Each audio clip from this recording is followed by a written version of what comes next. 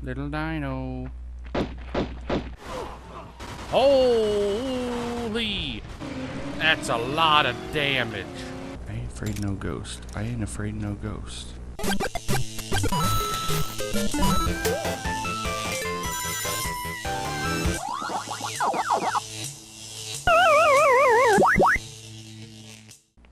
Welcome, Hoarders. Today we're going to be playing some more Grand Theft Auto 5.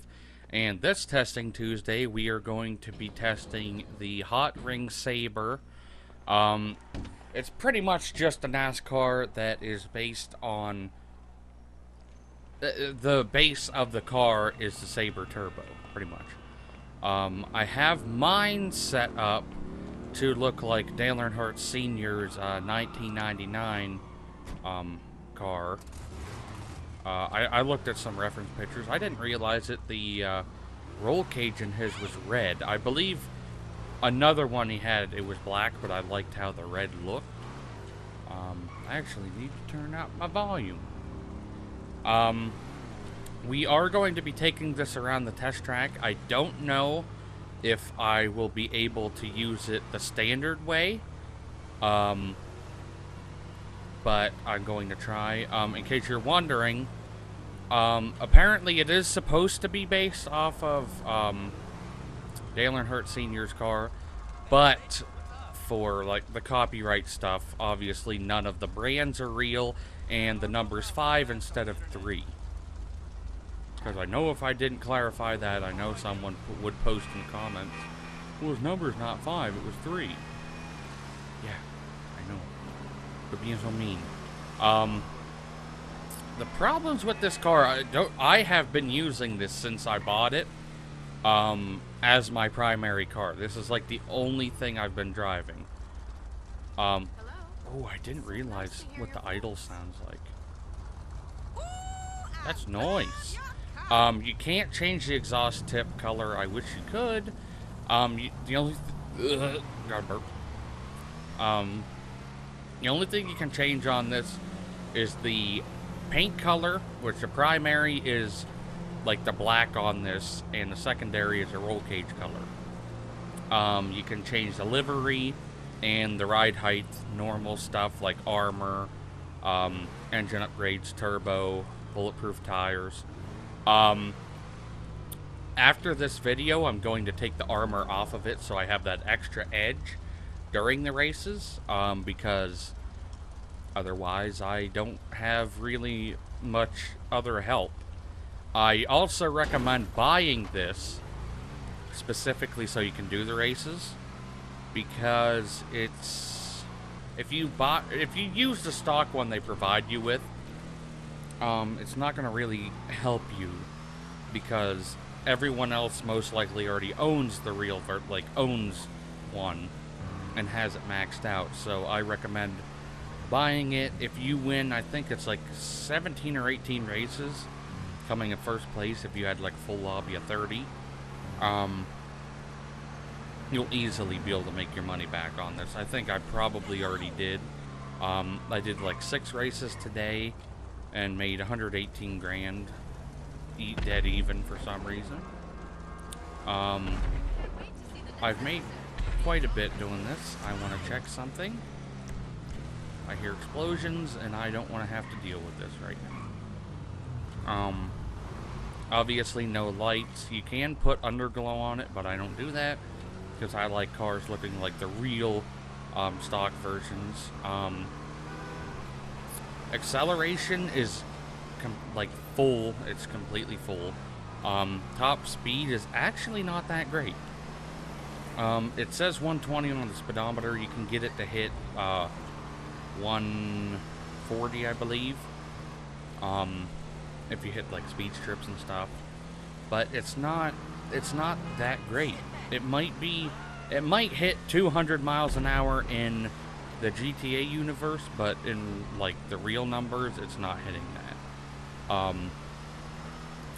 But if you're unfamiliar with the like the hot ring circuits that they added, it's pretty much, this is the only NASCAR vehicle that they added. There's no other ones. I kind of wish it was set up where you buy the car and you could change like the outer shell of it to a specific vehicle brand you want, like have Vapid for Ford, Declasse, which I believe is Oldsmobile or Chevy. I think it's actually Chevy, because there's the Declasse Voodoo, I believe it is, which is a Chevy Impala. They could have, what is it? The Bravado for Dodge, all that stuff. I think it would be cool to just have different shells instead of all of them being based on the Sabre Turbo, which is somewhat annoying. But I like the stock wheels that come with it. Some reason the tires always look dirty. I tried changing the rim color, doing that little glitch thing you can do where you go in to Los Santos, buy a random set of rims, then you leave, get on the app, like the iFruit app on your phone, and order the stock wheels, and it's supposed to paint them the color you picked, because I wanted the stock rims to be black. If you look at them in a certain light, they're like a silverish black. Like, I wanted black like the color of the actual car, like my primary color. But not really much more to talk about this other than steering. Steering is terrible. It's absolutely terrible. The only time it's good is if you're going like slower speeds like this, or you're on the regular racetracks they make. And the last thing I want to talk about is traction. It has a fair amount of traction, so if you lose it, I'm going to try to like purposely lose it here. Once you lose it, there's not a whole lot of coming back. That wasn't a terrible one there, but usually, like right there, your ass end is some reason really heavy. So if you're doing a race, just let off the gas. If you're racing and someone's like right there and they're gonna try to like slam the side of you, just hit your brakes, get behind them, slipstream, shoot past them later on. Don't worry about immediately getting in front of people, because you will be wrecked. I guarantee it. Because those hot ring circuits are crazy. I've done at least 20 of them to get this livery. For those of you that didn't know that, you need to complete 20 hot ring circuits to unlock this livery.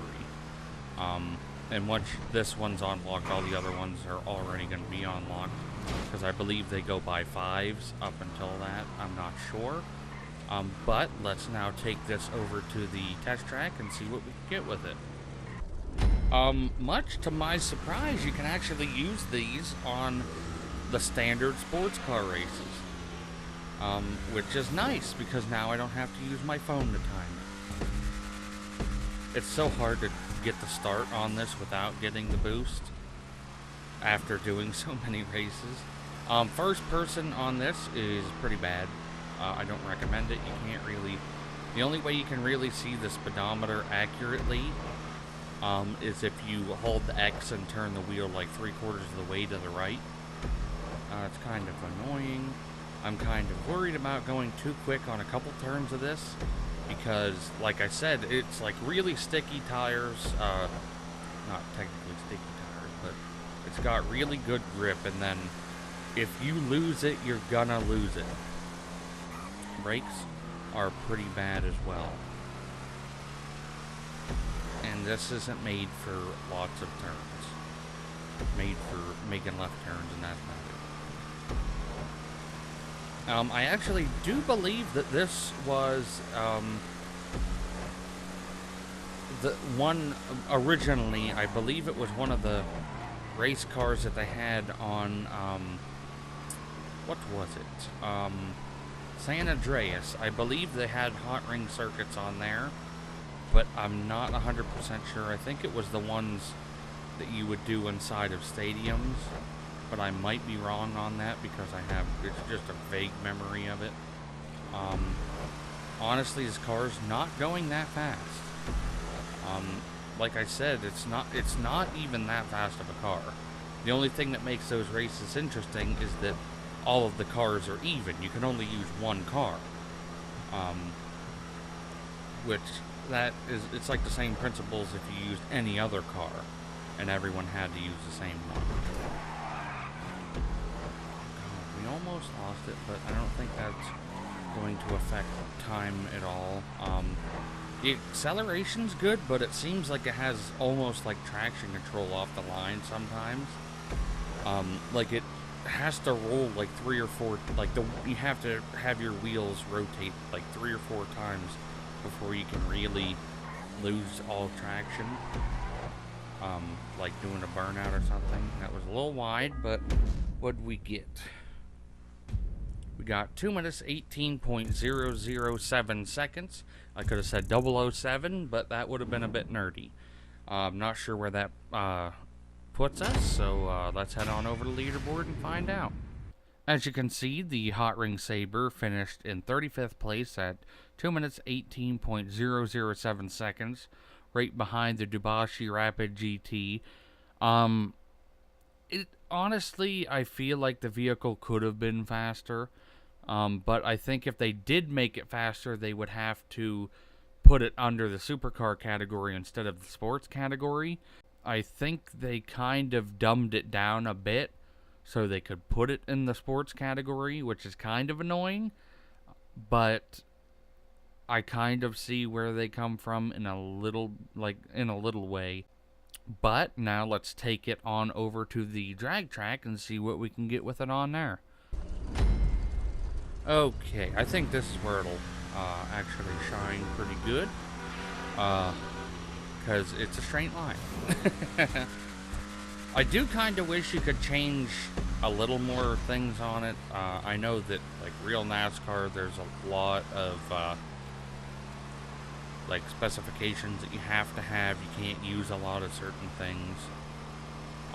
I wish this had the flaps on the roof. You know how if they get spun out in real life, they have like dampers that open up and then stop you from spinning so much for rolling, stuff like that.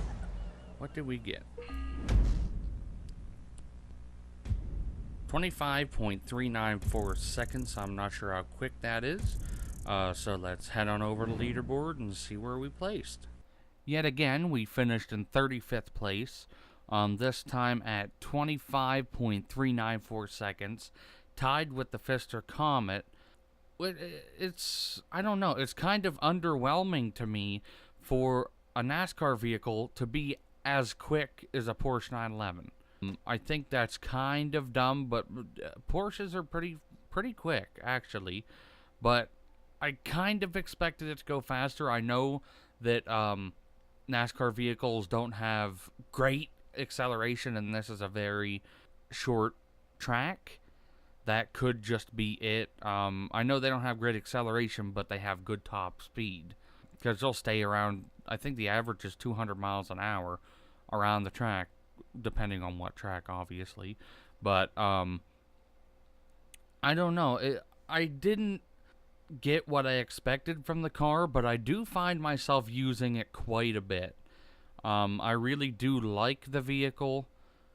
I'm going to keep it. I'm putting it in my garage. I have a special garage just for racing vehicles, because I would like to build a garage so whenever I use whatever category of vehicle, I have something already set up for those races. And this is one I highly recommend getting, because it's the only vehicle you can use on the hot ring circuits.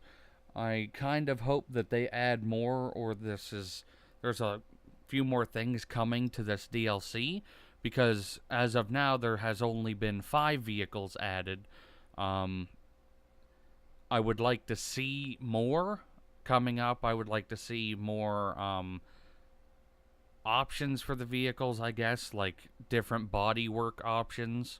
But I know that in real life, NASCAR has several restrictions that you have to probably follow. Most likely, they have restrictions. I mean, I'm assuming they do. I'm pretty sure they do. But don't forget to like, share, and subscribe to my channel, and also don't forget to post in the comments what vehicle you would like to see me test in the next video. and I'll see you in the next one. And if you did enjoy the video, don't forget to watch one of my previous, next, and related videos, and don't forget to check out my other social medias in the description down below.